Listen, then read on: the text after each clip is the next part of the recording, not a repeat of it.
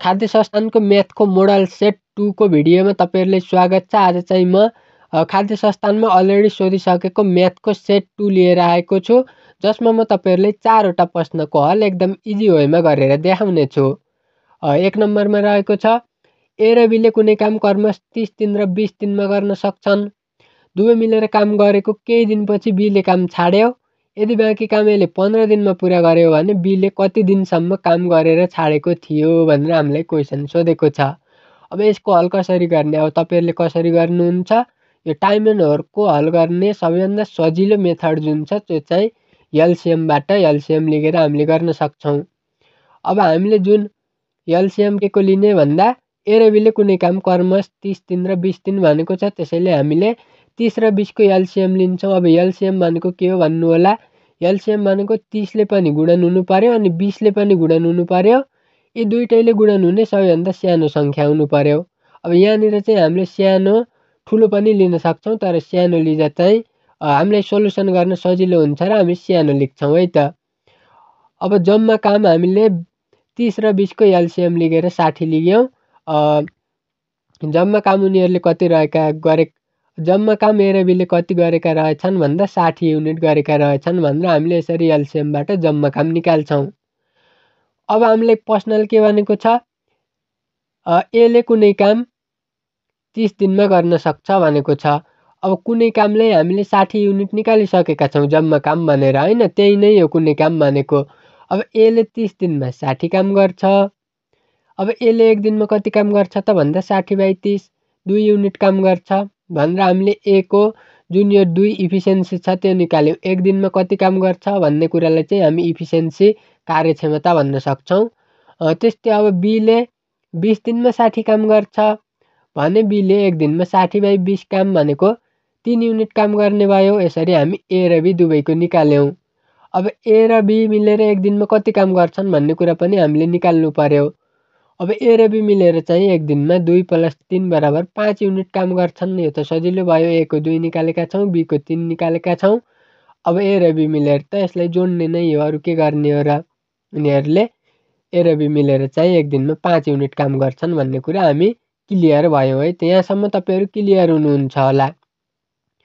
त्यसपछि चाहिँ के गर्ने भन्ने कुरामा धेरै जना झुक्किनुहुन्छ।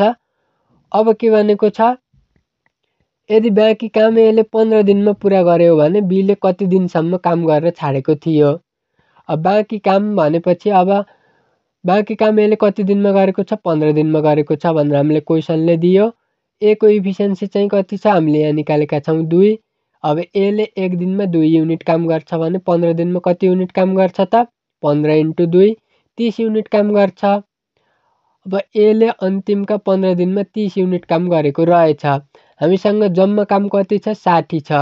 ए ले 30 युनिट अन्तिममा गरिसकेको रहेछ भनेपछि ए र बी दुईटा मिलेर कति युनिट काम गरेका रहेछन् भन्दा 60 - 30। यो भनेको ए र बी मिलेर चाहिँ सुरुमा 30 युनिट काम गरेका रहेछन् भनेर हामीले सजिलै थाहा पायौं। यो बुझ्नुहुन्छ होला। अब ए ले अन्तिमका 15 दिनमा 30 युनिट काम गरेको रहेछ, हामीले यहाँबाट यसरी निकाल्यौं। अब त्यसभन्दा सुरुमा त अब ए र बी मिलेर कति गरेका रहेछन् भन्दा त 60 - 30 जुन भनेको 30 युनिट नै हुने भयो। मतलब आधी काम ए ले पछि एक्लै गर्यो, त्यसभन्दा अगाडि ए र बी मिलेर आधी काम गरेका रहेछन् भन्ने कुरा हामीले यहाँबाट थाहा पायौं। अब के गर्छौं त हामीले,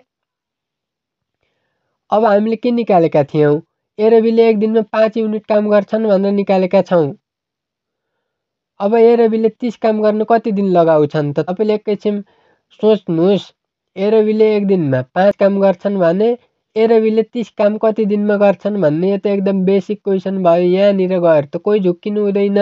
यसलाई त हामी 30/5 जो भनेको 16 हो, यसरी हामीले 6 दिन निकाल्न सक्छौं। यहाँनिर झुक्किनु पर्ने केही कुरै छैन। ए र बी ले 1 दिनमा 5 काम गर्छन् भने उनीहरुलाई 30 काम गर्नको लागि चाहिँ 30/5 दिन लाग्ने भयो। यो भनेको 6 दिन। त्यसैले ए र बी मिलेर सुरुमा कति दिन काम गरेका रहेछन् अथवा बी ले कति दिन काम गरेर छोडेको रहेछ भन्ने क्वेशनको सोलुसन नै 6 दिन हुन्छ है त। अब तपाईलाई म चित्रबाट नि बुझाउन चाहे। एउटा हामी लाइन काडौं, यो जम्मा हो। जम्मा हामीले 60 युनिट काम हो भनेर निकालेका हौँ, एलसिएमबाट निकाल्यौँ होइन। अब हामीले यसलाई एउटा इक्जाम्पलबाट हेऱ्यौँ। यो जुन फुल लाइन छ यो भनेको जम्मा काम हो, यो भनेको 60 युनिट हो है त। अब यो भनेको 60 युनिट हो भनिसकेपछि के भयो त अब सुरुमा अलिकति दिन ए र बी मिलेर काम गरेका छन् होइन, ए र बी मिलेर काम गरेका छन्। पछि एले एक्लै काम गरेको छ। एले एक्लै कति काम गरेको रहेछ त 15 दिन गरेको रहेछ। उसले एक दिनमा 2 युनिट काम गर्छ भने 15 दिनमा 15 × 2 30 युनिट काम गर्छ। अब एले यति आधी काम 30 युनिट काम त एक्लै गरेर सक्यो जम्मामा। ए र बीले सुरुमा कति गरेका रहेछन् भन्दा 30 युनिट गरेका रहेछन्। 60 - 30 मतलब आधी। अब एले एक दिनमा 2 अनि बीले एक दिनमा 3 युनिट काम, अर्थात् ए र बी मिलेर 5 युनिट काम गर्छन्। अब उनीहरूलाई गर्नुपर्ने काम कति काम गरेका रहेछन् सुरुमा 30 युनिट भनेर पनि हामीले फिगरबाट निकाल्यौँ। अब एक दिनमा 5 युनिट काम गर्छन् भने 30 युनिट काम गर्न 30/5 भनेको 6 डेज लगाउँछन्। यसरी हामीले एलसिएम एप्रोचबाट यो जुन क्वेसन छ टाइम एन्ड वर्कको यसलाई सजिलै हल गर्न सक्छौँ। तपाईँहरूले बुझ्नुभयो कि नै कमेन्टमा लेख्नु होला। यदि बुझ्नु हुँदैन अर्को तरिकाबाट तपाईँहरू सिक्न चाहनुहुन्छ भने पनि म भिडियो बनाएर लेख्छु है त। र सबैजनाले बुझ्नुभयो भन्ने आशा गरेको छु। त्यस्तै अर्को प्रश्न सोधेको थियो, एउटा रेडियोको अङ्कित मूल्य विक्रय मूल्यभन्दा 25% बढी छ र यसको क्रय मूल्य अङ्कित मूल्यभन्दा 30%ले कम छ भने नाफा प्रतिशत पत्ता लगाऊ भनेको छ। के भन्यो? अङ्कित मूल्य विक्रय मूल्यभन्दा 25% बढी छ भने हामीलाई यक्ष मान्नुभन्दा 100 मान्दा सजिलो हुन्छ। त्यसैले मैले 100 मानेको छु। तपाईँले पनि 100 मान्न सक्नुहुन्छ अथवा यक्ष पनि मान्न सक्नुहुन्छ। काटकुट नै पार्ने हो, लास्टमा एन्सर एउटै निस्किन्छ। तर 100 मान्दा केही हदसम्म सजिलो हुन्छ। हामीले विक्रय मूल्यलाई 100 मानौँ है त। अब अङ्कित मूल्य के भनेको छ? अङ्कित मूल्य विक्रय मूल्यभन्दा 25% बढी छ भनेपछि अङ्कित मूल्य भनेको 100 प्लस 100को 25% भयो। यो भनेको 100 प्लस यो 100ले यो 100लाई काट्यो 25। अङ्कित मूल्य कति रहेछ? 125 रहेछ। अब फेरि क्वेसनले के भनेको छ? यसको क्रय मूल्य अङ्कित मूल्यभन्दा 30%ले कम छ भनेको छ। अङ्कित मूल्य हामीले 125 निकाल्यौँ माइनस 125 × 30/100। यो भनेको प्रतिशतलाई भिन्नमा बदलेको, अरू केही गरेको होइन। यो भनेको 125 - 37.5 भयो, यो 87.5। अब नाफाको फर्मुला हामी सबैलाई नै थाहा छ, एसपी - सिपी हो। एसपी 100 रहेछ, सिपी 87.5 रहेछ। नाफा चाहिँ उसले 12.5 रुपियाँ गरेको रहेछ। क्वेसनले चाहिँ हामीलाई नाफा प्रतिशत पत्ता लगाउनु भनेको छ। त्यसैले नाफा प्रतिशत भनेको चाहिँ नाफा अपन क्रय मूल्य इन्टु 100% हो। त्यसैले हामीले 12.5 नाफा अपन क्रय मूल्य 87.5 × 100 गऱ्यौँ अनि यसको एन्सर हामीले 14.2857 निकाल्यौँ। यो नै यसको राइट एन्सर हो र यसको नाफा प्रतिशत 14.28 रहेको छ भनेर हामीले यसरी यसलाई सल्भ गर्न सक्छौँ। सबैजनाले बुझ्नुभयो होला। त्यस्तै अर्को हामीलाई ब्याजदेखि क्वेसन सोधेको छ। रु 400को 10.5% वार्षिक ब्याज दरमा 1 वर्ष 9 महिनामा जम्मा सावारा ब्याज कति हुन्छ भनेर क्वेसनले सोधेको छ है त।